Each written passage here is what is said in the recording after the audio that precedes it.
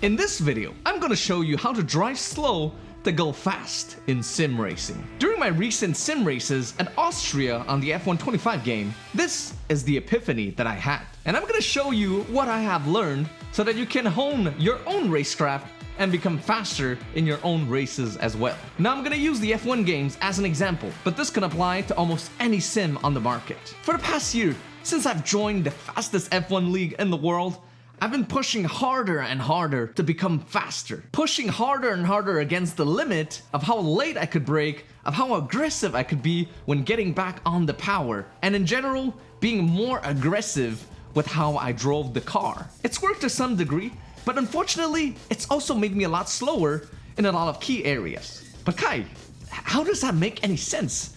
I've been braking later and later, I've been carrying more and more speed into the corner, but somehow, it's not making me any faster. And one thing was at the root cause of this phenomenon, and that is overdriving your car. Overdriving the car means driving your car in an erratic manner. It includes, but does not limit to, aggressive steering wheel inputs like flicking the wheel, carrying an incorrect load and more load than the tires can handle into a corner, being too aggressive when getting back on the gas, causing wheel spin and sliding, and braking too late, causing the tires to lock up, which leads to unnecessary wear. But why am I bringing this up now? This is because F125 completely punishes you for driving over the limit all the time. If you brought all your bad habits from F124 to F125, generally you're gonna have a lot tougher time. Sure, you could go for an extra pit stop and really go to town on your tires, but generally a one stop is still faster than a two stop. And over pushing the car into every corner is not necessarily faster than somebody who's not really pushing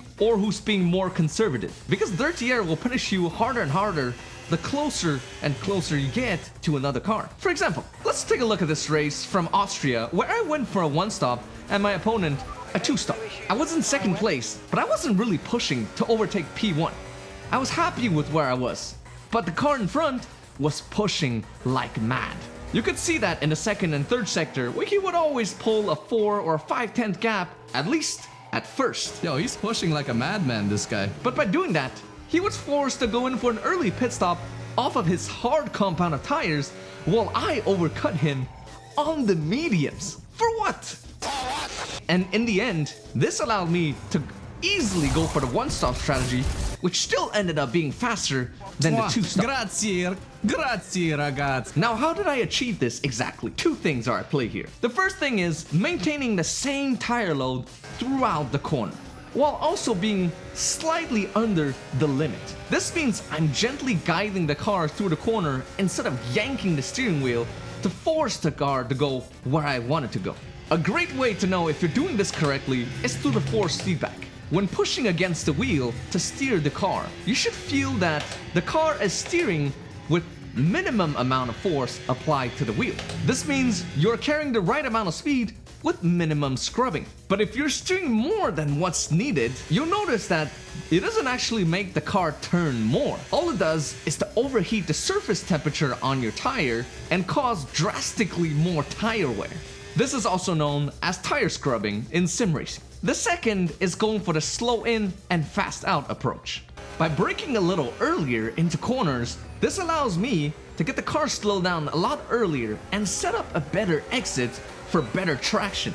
This allows me to stay close to him on corner exits, but also carry a little less speed through the corners, which uses the tires a lot less and gives us much better tire wear. If you take the same setup with the same track conditions, fuel load, and everything, and we only change the way we drive through these two left-handers at Austria, you'll notice that after just 5 laps, the tire wear difference is absolutely brutal. Remember this, you don't win a race by being fastest on one lap. You win a race by being consistently fast over the entire race distance. Let's take a look at another example. Just a week later, I also raced at Silverstone in the same league. My opponent and I both started on the mediums, and quickly we pulled away from the rest of the pack. It was now a cat and mouse game. Right away, I noticed the tire wear on the left rear is much more significant compared to all the other tires on the car. And very early into the race, I already started saving my tires. He was pushing quite a lot through the high-speed corners, especially through Copse, Beckett's, and stow. But I was braking a lot earlier for these corners, oftentimes lifting more than my opponent would to carry less speed through these corners. The result?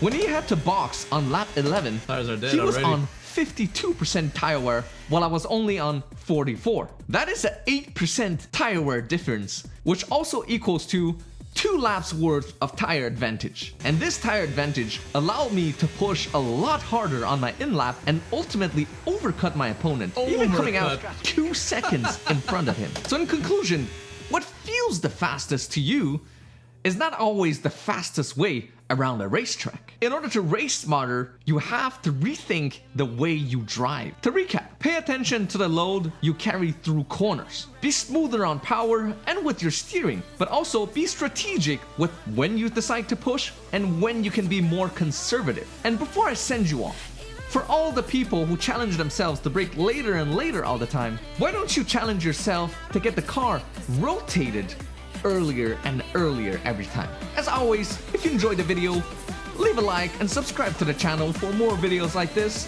This is Formula Kai signing off, and I'll see you very soon. Bye bye.